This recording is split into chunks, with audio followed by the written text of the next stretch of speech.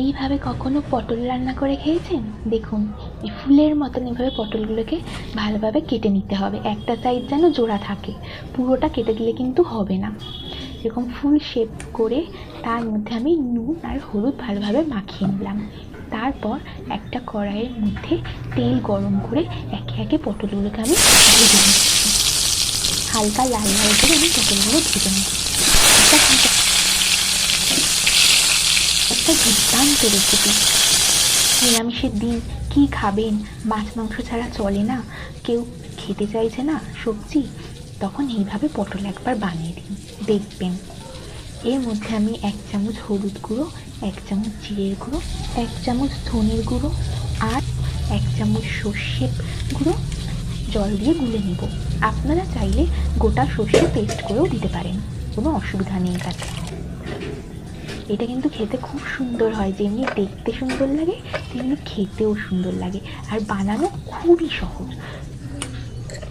সামান্য এই কটা মশলা দিয়েই আমাদের কিন্তু এটা তৈরি হয়ে যাবে। পটলগুলো সব ভাজা কমপ্লিট হয়ে গেছে, দেখেছেন কত সুন্দর লাল লাল করে ভেজে নিয়েছি, দেখতে একদম ফুলের মতন লাগে।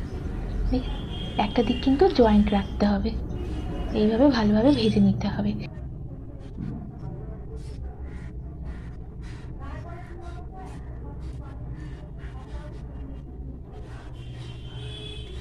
এরপর আমি কড়াইয়ের মধ্যে 2 টেবিল স্পুন তেল দিয়ে এর মধ্যে আমি মশলাগুলো দিয়ে দেবো, মশলার মিশ্রণটা আমি দিয়ে দেবো।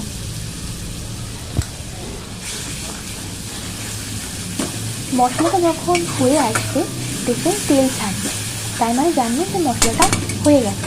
তার মধ্যে আমি দিয়ে দেবো 1.5 কাপের মতন জল, 1 থেকে 1.5 কাপ জল দিয়ে দিলাম। জলটা যেই ফুটতে শুরু করছে তখন আমি এর মধ্যে আস্তে আস্তে পটলগুলোকে ছেড়ে দেবো। এটা আপনারা বাড়িতে অবশ্যই ট্রাই করবেন এবং আপনাদের কেমন লাগলো রেসিপিটা আপনারা জানাবেন। আপনাদের একটা লাইক, কমেন্ট, শেয়ার আমাকে অনেক উৎসাহ দেয় পরের ভিডিওগুলো বানাবার। And please do not forget to subscribe my channel.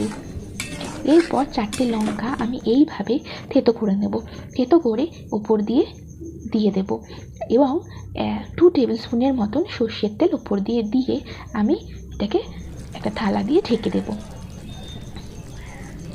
এটা কিন্তু আমার নিজস্ব তৈরি কোনো রেসিপি নয়, এটা হচ্ছে আমার পিসি ঠাম্মার রেসিপি। উনি কিন্তু বাংলাদেশের লোক, বাংলাদেশের অনেক পুরনো হারিয়ে যাওয়া রান্না কিন্তু উনি জানেন, ওনার কাছ থেকেই শেখা। আপনারা বাড়িতে একবার ট্রাই করে দেখবেন, মাছ মাংস বাদ দিয়ে এটাই যখন খেতে চাইবেন বারবার। ব্যাস 5 মিনিট ঢেকে রাখার পর ঢাকনাটা তুলে দিলাম, আমার রান্না হয়ে গেছে। এবার খাওয়ার পর্ব। ওফ, যেমনি দেখতে হয়েছে আর এত সুন্দর একটা গন্ধ হয়েছিল। আপনারা অবশ্যই ট্রাই করবেন, সুন্দরকে জানাবেন। Thank you for watching.